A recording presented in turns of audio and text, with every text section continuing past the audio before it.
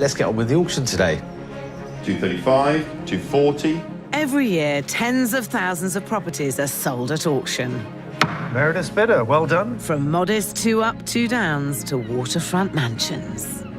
We are throwing the kitchen sink at this now. More and more first-time buyers are seeing it as their golden ticket onto the property ladder. But these quick buys are often far from perfect, hiding some nasty surprises. You haven't been in? No, not yet. Hey, let's go in. I'm Sarah Beeny and I've been buying, building and transforming homes for 35 years. And I'm fascinated by the world of auctions. In this series, I'll be offering a dose of realism. You've got all these lovely flamey ideas and I'm pouring water on like that. As brave new owners take their homes from derelict to diamond. I will be moving in at the end of this month. What I'll be moving into, of course, remains to be seen. And we'll go behind the scenes of some of the country's biggest auction houses. Great bidding, guys. Perseverance paid off. Discovering whether property auctions are a risk too far or a great way to get the home of your dreams. I am really proud of myself. This is my first home.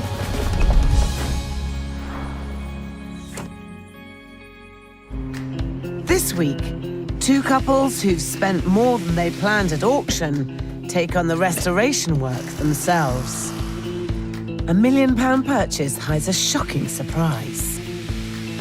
If this isn't well supported, the wall could collapse. A family racing to move in. As soon as this is completed, we can have a house together. And I really can't wait for that, to be fair. And a new life for a piece of naval history is on hold. At the moment, the sticking point is the sewage system. So you're a bit stuffed? First, I'm heading to South London. In Brixton, a well-finished period townhouse can go for upwards of £1.5 million. So to buy a home here requires a significant investment.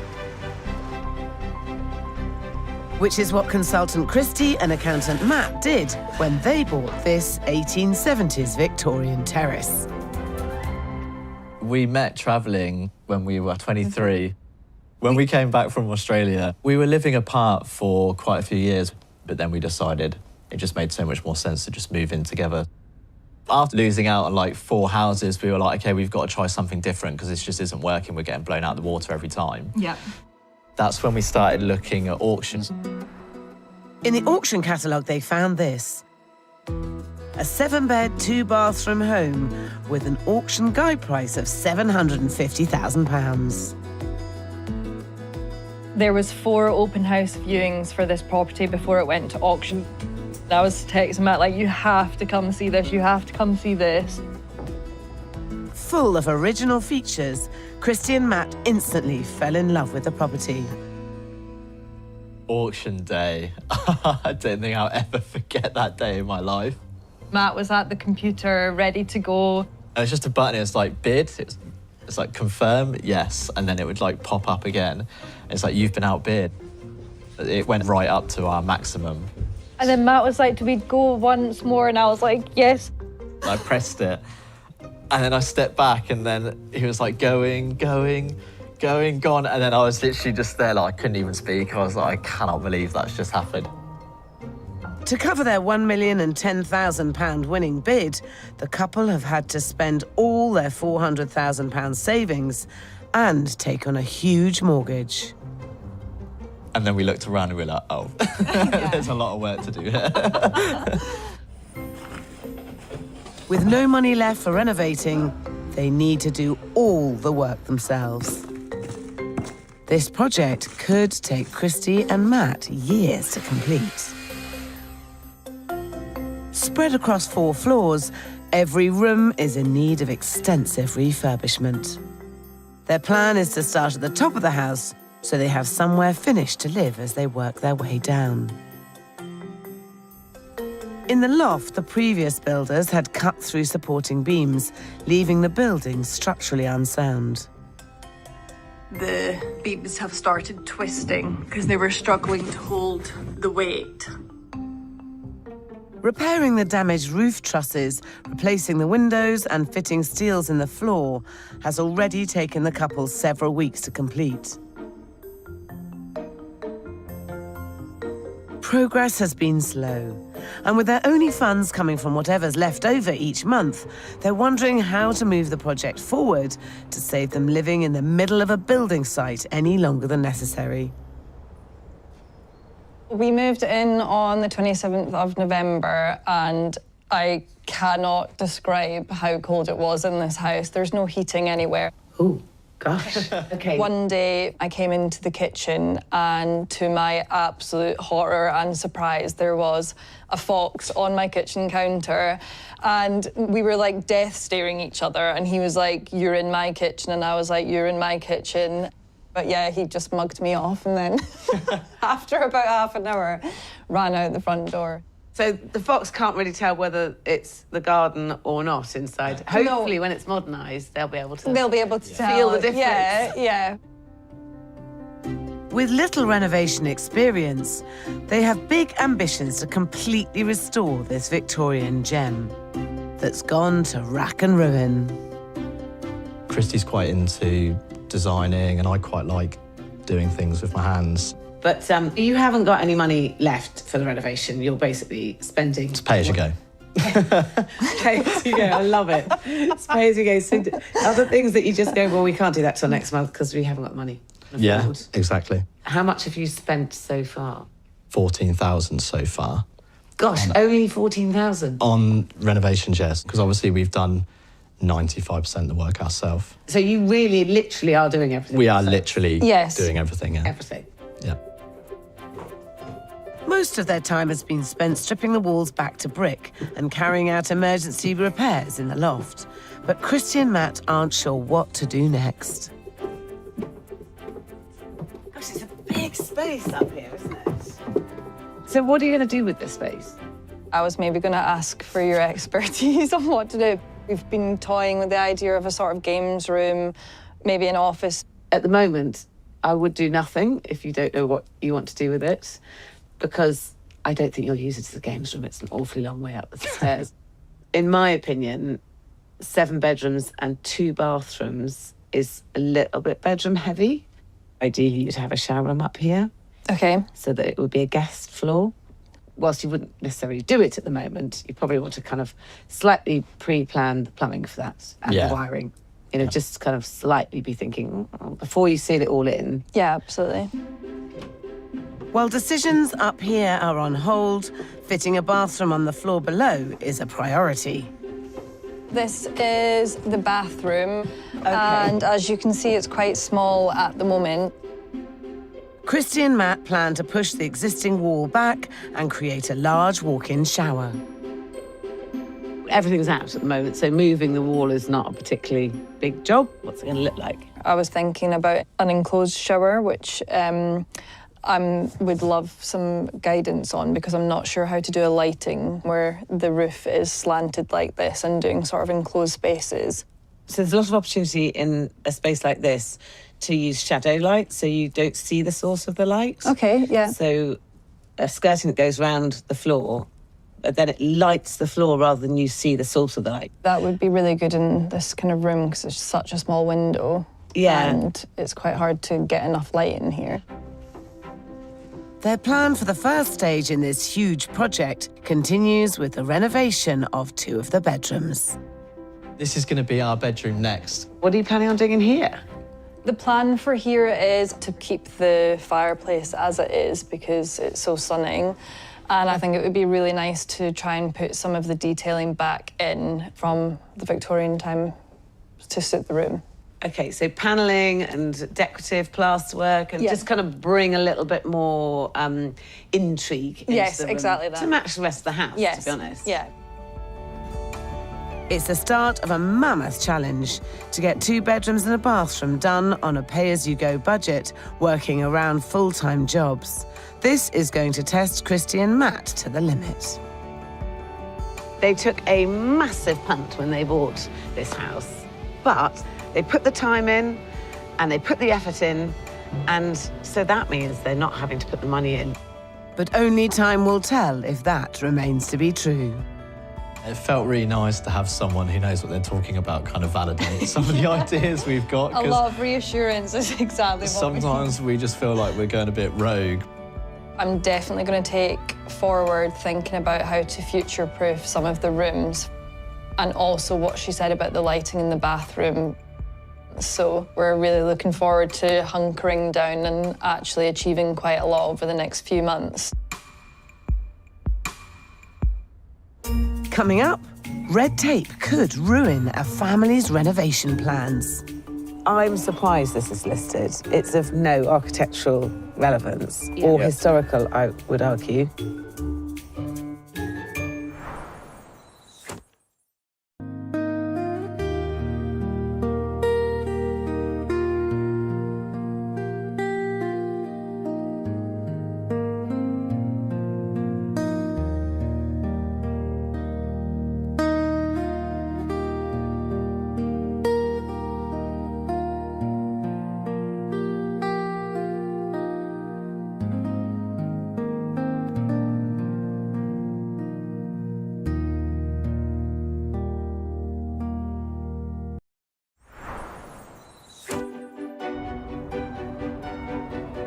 Tens of thousands of properties are sold to aspiring homeowners at auctions every year. 250,000, the third and final time. Your property, well done.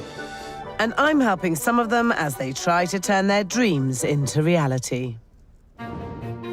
In the village of Holbrook in Derbyshire is Holbrook Hall Estate. In the 1980s, the stables were converted for residential use. And last year, they were bought by first-time auction-goers, finance assistant Heather and company director Dave, to be their new home with Heather's daughter Sienna. This will be our first house, won't it? First house, first time living together, and we went for a big project. I still am living with my dad in Leicester, and Heather lived just round the corner from this house, so that's how we knew about the house. The 5-bedroom property had a guide price of £450,000. But as the auction got closer, the couple realised there was a problem. We knew that we wouldn't be here for the auction date because we were going to Ibiza. The day of the auction, we went down to the poolside, constantly watching the clock. So that we didn't miss it. It was just an emotional roller coaster, wasn't it? Heather and Dave's winning bid of £520,000 was £20,000 over what they'd hoped to buy it for, leaving just £50,000 to renovate. We knew was very, very, very tight, but you got to make it work, so that's what we're going to do. Heather and Dave have ambitious plans for the stables. They want to move the kitchen into what was the old sitting room and turn a downstairs bedroom into a comfy front room. Upstairs, they're going to create stunning new ensuite bathrooms for 2 of the 4 bedrooms to complement the family bathroom, which will be ripped out and modernised. Along the way, they plan to remove much of the 20th century decor and highlight original features, like the stonework and wooden beams. This is a Grade 2 listed property, and with that does come a lot of constraints that we didn't really appreciate. For Heather and Dave, planning delays mean they're still not into their listed building a year after buying it. Having missed their first Christmas here, now they want to be in just 4 months to make sure that doesn't happen again. So the question is, how can they make that wish come true? So how much in cash did you have? The deposit, if that. Yeah. And all of it on a mortgage? Yep. Basically? Yep. Yeah. Gosh, yeah. That's quite brave. Not only is it quite brave because it was well, you didn't have the money and it was quite expensive. Yeah. But also, it is listed, isn't it? It is. Yeah. I'm surprised this is listed. It's of no architectural relevance, Yeah. or Yeah. historical, I would argue. The joinery is 70s windows. It's been pebble dashed in the 1970s, 80s. I'll be really honest, if I was you, I would apply to delist this. Yeah. It's something that we're not really we thought didn't know about. that it was an option, Yeah. really. It's probably more valuable when you come to sell it one day if it's not If it's listed. not listed. And it gives you flexibility to Yeah. do anything you fancy, you know. Yeah. A 50 grand budget with the constraints of a listed building, and on this scale, this is not going to be an easy fix. So who's doing the work here then with the money you've got left? Me.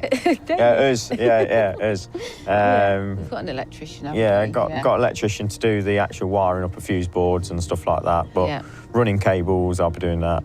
And is this what you do? Are you? No, I builder? definitely, no, just a DIYer. Okay. This sprawling home is spread across 280 square metres.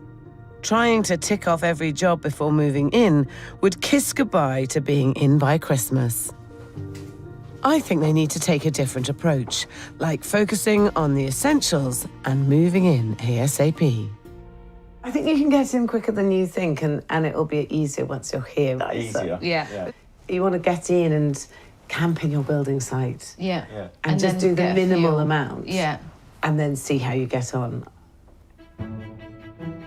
If they're going to live here while continuing the renovations, they'll need somewhere to sleep. Oh, thank you. Oh, goodness, this is a lovely big room, isn't it? What's the wall? So this is going to be like a partition for the ensuite. So it's an open plan bathroom? Yeah. We're not allowed full height partitions because of the listing. Oh, why? Because the conservation officer didn't like subdivision of a existing large room. So we're going to put glass at the top of there. Basically, he doesn't want it to evolve any further. He wants Yes. the house to Yeah. stay as it is now. Yeah. It's nice to hear a different opinion, isn't it? Yeah. Because it's things that we haven't really thought about and puts a different perspective on it. She was saying, live in your building site. It's quite a positive way of thinking about it because we've been trying to put off living in the building site and doing as much as we physically can before we get in. We do need to live in it so that we get a feel for the house and we can make decisions as we continue to develop the property. A dream house, but just a small pot of money for renovation, and they want to move in as soon as possible. They've got a long way to go to make this a reality. There's a big mortgage on this, and there's a lot of work to do. My big question is its listing. I think it's holding the building back, and I think it's holding the family back, and that has no value. Listed buildings are of special architectural or historical importance and have legal protection. This means that the government has guidelines that you have to follow if you want to alter or renovate them. If you're buying a listed building at auction, it's a good idea to speak to the conservation officer at the local council first, get a survey and read the full listing description in the National Register to be across any restrictions. In Brixton, South London, Christy and Matt have been living on their building site for nearly a year as they renovate around their full-time jobs. They were hoping to complete 2 bedrooms and a bathroom in 10 weeks, but they've hit an unanticipated problem. The lime plaster was peeling off in large blocks into my hand. And the further down I went into the beam, the more I could peel parts of that out and back. I started having a serious panic because if this isn't well supported, the wall could collapse. They're carrying out emergency repairs, repointing the brickwork and properly treating for dry rot before swapping out the rotten timbers for a steel beam.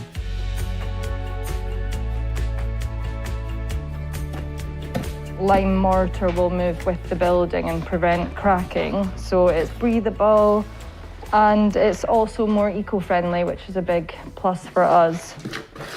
We've chosen a more heritage method because our house is heritage. With only evenings and weekends free, replacing the beam could set Christy and Matt back several weeks, meaning there's no chance of getting all 3 rooms ready on schedule. Here you go. I'm sure there'll be some bricklayers crying at this, but just want to make sure it's solid rather than making it look pretty. Finding this rotten beam is just such a good example of the experience we've had renovating this house, because every time we peel back a wall, we've just never known what we're going to find. So yeah, just hugely slowing us down, which is a bit frustrating.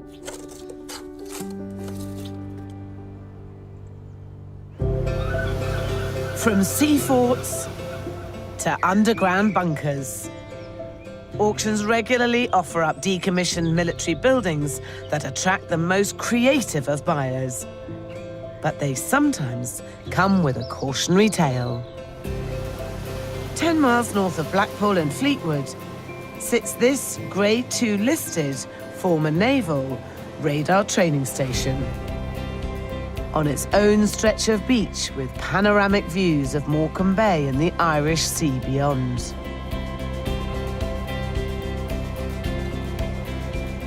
It was bought at auction almost 2 years ago for £97,000 by architect Ian Garnell, but his vision is grinding to a halt.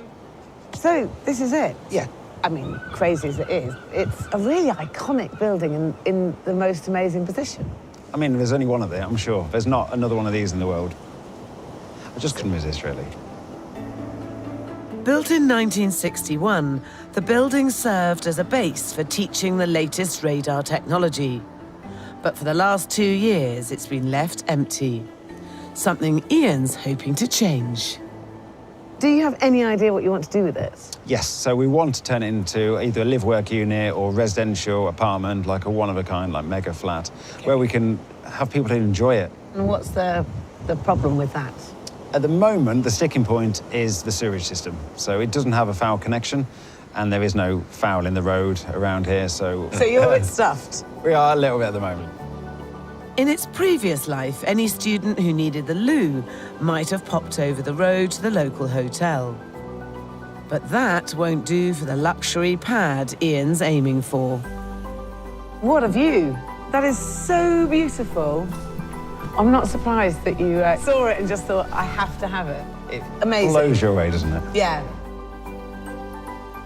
I mean, high tide, the boats are literally 100 metres away from you, if that, so it's nice, yeah. Yeah. Ian's plans for inside will match the stunning view.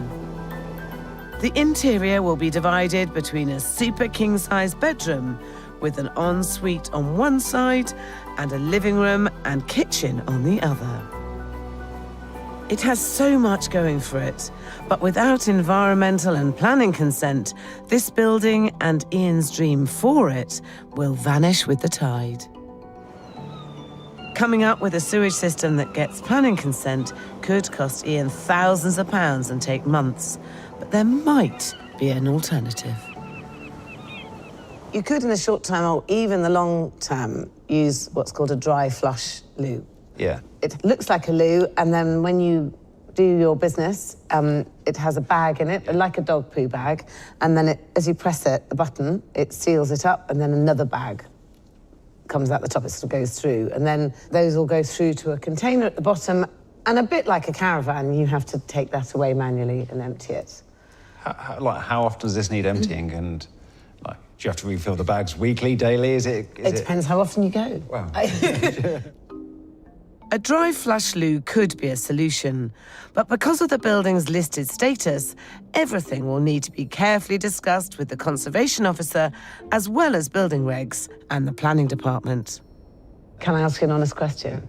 If you'd known how difficult it was to get sewage, would you have bought it? Yes. Do you mean that? I'm still confident we'll get there. Okay. Hopefully in a year's time you'll come back and you'll go, wow. Brilliant. Yeah. And I'll need the loo and it'll be perfect. Probably. Probably. Buying unusual properties like this at auction should be approached with caution. But I do think this building deserves to be saved. Ian, you're not going to be able to buy this building again in this position. It's really iconic. And if you can solve the engineering problems of the lack of sewage, then it has got legs. Meeting Sarah was fantastic. Following her advice, we'll definitely be looking into it. It's something we haven't seen on the market before, so we'll speak to the manufacturers and see if there's a solution that will actually work for our building. And her ideas, hopefully, could actually be the ones that get us through the planning.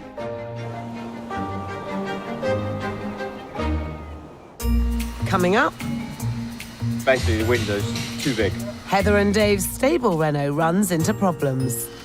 I'm more worried because I did all the measurements. The actual window on the pallet looked rather large compared to the hole it's going to go into.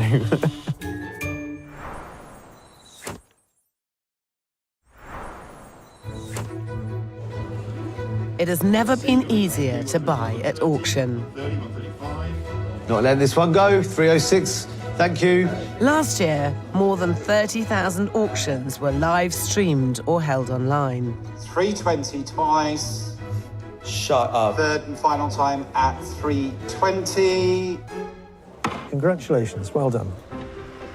But with the excitement of bidding, it can be easy to pay more than you planned. Like Christy and Matt in Brixton, who paid more than they'd intended and are now persevering on a shoestring budget. Their new steel beam is in. The new stud wall for the second bedroom is being built. The walls are being insulated to the highest spec, and they're excited to show what else they've been up to. This is the attic which we spoke about when you were here visiting. We definitely did take on board that you mentioned to future-proof. So we're going to try and keep space available so that we could make an ensuite at some point. You'll see something looking very new here. It's that shiny black thing. Christy and Matt are doing this house so well. They are doing this because they want it to stand for another 150 years without a problem. This is the bathroom. There has been very little change in here and is unlikely to be before the end of the year, which is pretty sad. They'll do it in their own time, and I love the fact that, you know, it's about more haste and less speed. This is the 2 bedrooms we discussed when you were with us as well. We had our first go at plastering a wall, which was good fun. I think it actually looks all right. Plastering is a really hard skill, particularly for the first time. You can always use 1,000 grade lining paper and line over the top of it. That will kind of even out some of the lumps and bumps in it. And a patterned wallpaper covers many ills. This is the main bedroom. We've plastered everywhere in here, with the exception of the external facing wall. What's brilliant about them in many ways is that they're having as much fun in the process as they are going to have with the outcome. And that is the way to do a renovation like this and enjoy it. In Derbyshire, it's been a year since Heather and Dave got the keys to their 18th century home. They had planned to complete all the work before moving in, but I'm glad to say they are now aiming to get in as soon as possible. This will be our temporary kitchen. We just need to corner off the toilet, so we can use the toilet and the kitchen at the same time. As well as a temporary kitchen, they're focusing on 4 rooms. Their bedroom, a bathroom, Sienna's bedroom, and the dining room. Heather's invited all the family around for Christmas Day, so yeah, we need to be in. One essential job is replacing the rotten windows. The first batch of 7 have arrived at a cost of £13,000, more than a quarter of their whole budget. After getting help to fit the first 2, Dave will do the rest himself to save on cash. You have to put the time in, don't you, to get the dreams that you want, and we wouldn't have been able to buy this any other way. I had more worries because I did all the measurements. The actual window on the pallet looked rather large compared to the hole it's going to go into. But it fitted. I wasn't panicking at all. 1 down, 6 to go. But there's a problem with the sitting room window. Dave's got his measurements wrong. Basically, the window's too big. It's the same size as the original one, but the original one didn't have a trickle vent. Dave has spotted a solution. I proposed that we take the curbstone off the bottom and then fit the window so it lowers it. Once the window's all in, build it all back up underneath the window, giving it support. Fortunately, this is the only window causing problems. With the family desperate to move in, the last thing they want is any hold-ups. As soon as this is completed, we can actually move in together and have a house together. And I really can't wait for that, to be fair. I'm really looking forward to it.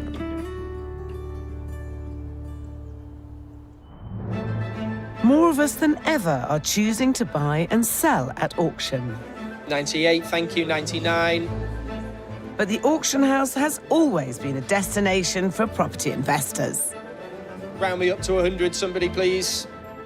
At Auction House SDL's latest sale in Nottingham, a team of 60 are busy making sure the 1,000 bidders are online, on the phones, and ready to go.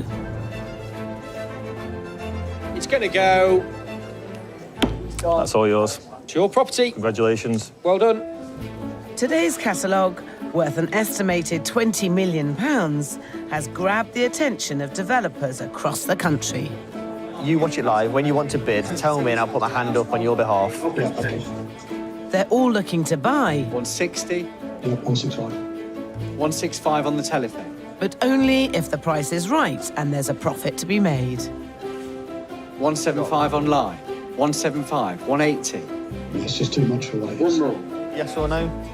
No. Fair warning then. £193,000. The next lot, with a guide price of just £37,000, is this 3-bed split-level apartment in Grantham. It's caught the attention of a developer with 55 properties in his growing portfolio, 29-year-old Jack Gill. I find that unmortgageable properties, properties that need a significant amount of work, it's more about how many rooms I can get in there that's of a adequate size. Looking at the floor plan on this property, I could tell that I would be able to get at least 5 ensuite bedrooms within this property. Where were we going to start for it? £30,000 is bid, straight in. As the auction begins, 5 hopefuls are online, including Mr. G, Jack, as well as bidders on the phone. Don't think you're on your own with people not wanting to jump in first. Take it in ones, make it nice and easy. £30,000 is bid, 31 I have now. With you, Mr. G, online. 35 I have now, 36 is bid, 37, 38. The competition is fierce. Who will come out on top? Miss B, I need 62 from you, please. £62,000 is bid. You've both been brilliant bidders, but Mr. G, it is with you, sir. I think you may have it at £67,000. It's going to go.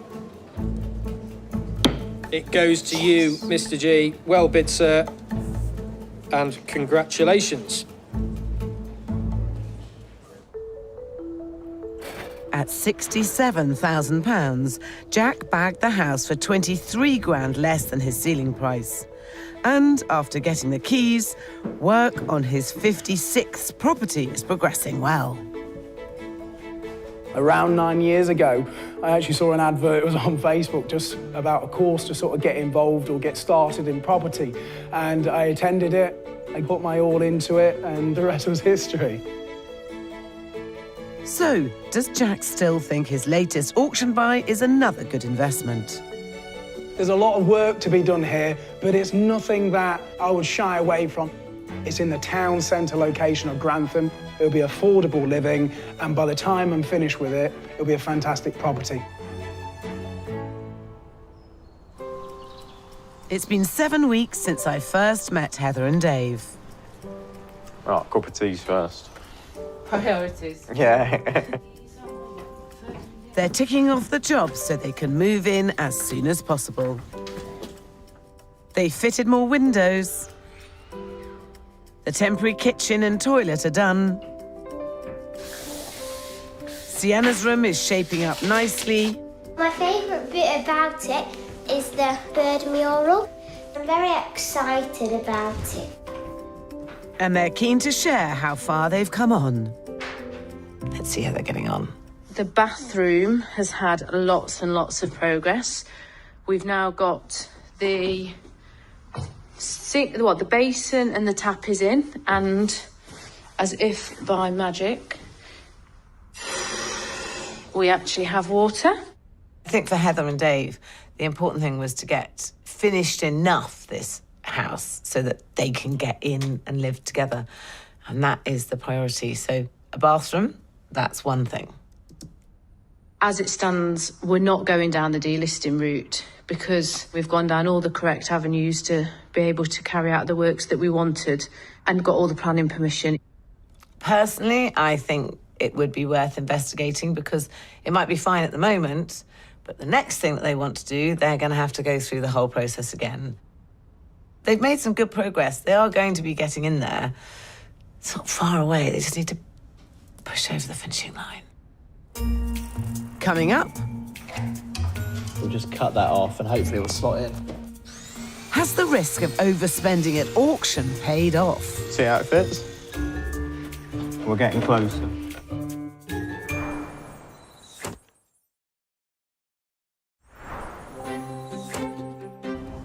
It's been 4 weeks since I last checked in on Chrissy and Matt in Brixton. Oh, yeah. Replacing the crumbling beam has put plans for the bathroom on hold, so they're turning all their attention to their new bedroom. Chrissy is putting her passion for period interiors to good use, restoring the original fireplace. It was so fun putting the paint stripper on, but the mess it created to try and actually get the paint off was quite crazy. The final result proves the mess was worth it. It came off the tiles really, really nicely and quickly. While Matt is restoring the original 150-year-old flooring. You can go there. New pine doesn't match aged Victorian floorboards, so it's either a trip to the reclamation yard or, as Chrissy and Matt have done, borrow it from another room before sanding and varnishing everywhere. That looks perfect.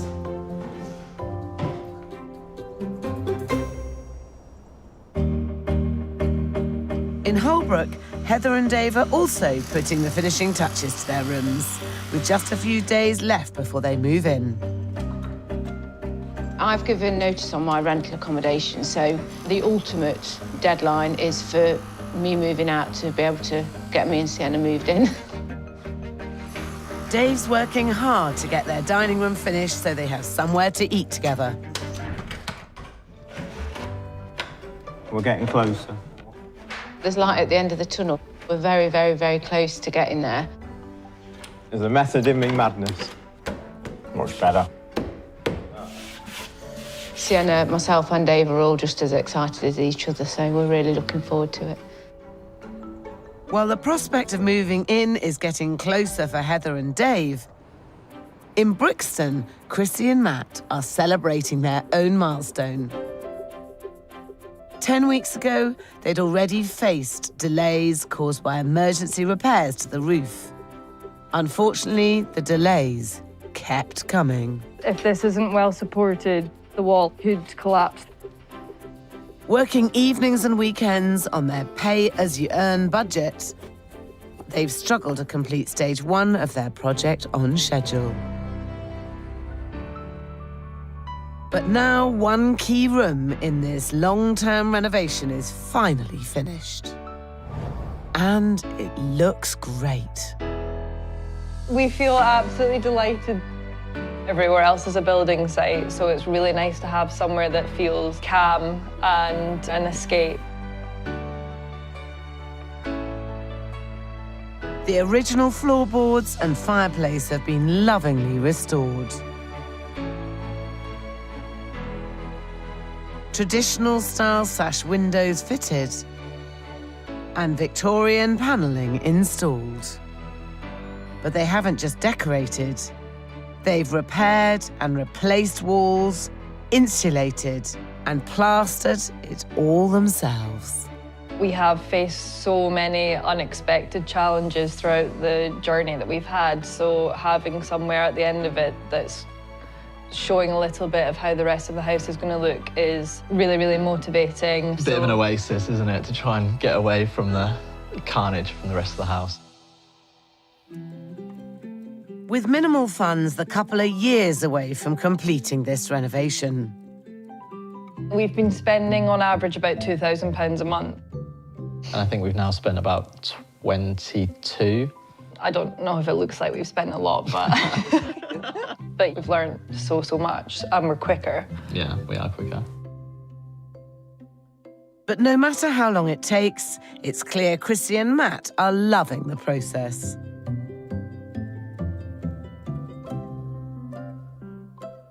And if this first room is anything to go by, it'll be worth the wait.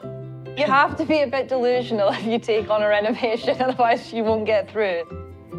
I think by spring next year, we should have we'll have 3 rooms done, which would be good. I'm going to hold myself to it. Oh my God, you've said it now.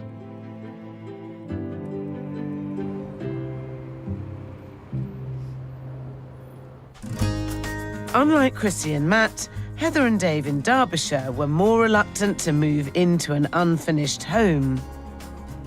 A year ago, they bought these Grade 2 listed former stables for £520,000. £20,000 more than they hoped they'd get it for. With just £50,000 to renovate, it left the couple having to do most of the work themselves. A big ask for a big project. You have to put the time in, don't you, to get the dreams that you want, and we wouldn't have been able to buy this any other way. The home could take years to complete. Instead, they refocused on getting a handful of key rooms ready so they could move in as soon as possible. Heather's invited all the family around for Christmas Day, so yeah, we need to be in. And nearly 3 months later, just before their festive deadline, Merry Christmas. The transformation from what it was when we bought it at auction to now is massive. Really chuffed with the finish. What they've achieved is proof positive that sometimes taking a gamble pays off.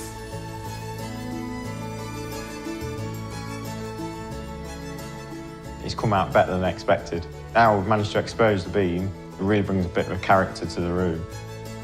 From the day we got the keys and we walked in and there was water pouring in through windows, God, it's a million times better. Their bedroom was a bare shell, waiting to be transformed.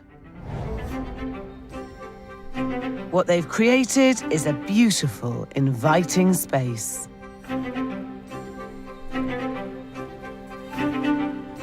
I love it in here. Yeah. Yeah, I love it. We just went for it, didn't we? The wood panelling and feature wall bring a period charm to their designs. Although the ensuite is still on their to-do list. I still love the idea of having the bath in the corner of the room. So once it is finished, it'll be really nice, wouldn't it? Yes, it will be lovely. The family bathroom was a bit of an eyesore. But now it's a showstopper. And an amazing testament to Dave's DIY skills. Every time I come in, I still keep looking around and I'm a bit like, oh wow, I can't believe it looks like it does. We wanted it to be quite bougie, didn't we? Yeah. With the chandelier and like the gold accessories.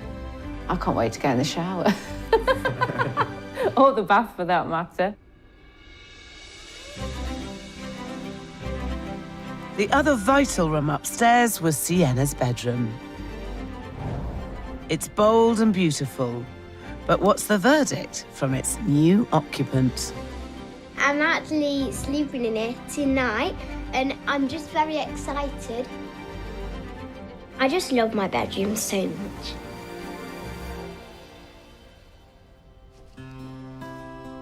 The couple have spent a lot of time and effort getting these rooms ready, but how much of their savings have they used? We had about 50-something budget. Now, we are literally month-by-month basis, but we have got the kitchen, it's in storage. We have the new heating system on its way, and all the wiring that needed changing is done. So we've done all the main groundwork. They had a lot stacked against them. A listed property they hadn't viewed in person, a tiny renovation budget, and all the while living apart. It feels like the end is near. The whole thing's been a bit of a roller coaster. Until everything's done, I think it is going to be up and down, but we didn't expect anything else, did we, to be fair? No. It's a dream house, isn't it? Well, it will be when it's done. There's no way we could have done this unless it was at auction, was there? It's what's made it achievable, otherwise it never would have been, not in a million years.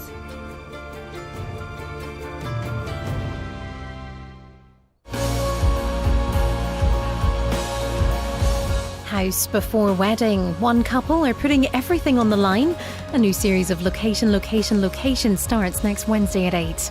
But next tonight, the story that shocked the world when the deadliest nerve agent to ever be created was used on British soil. In Salisbury Poisonings, the untold story.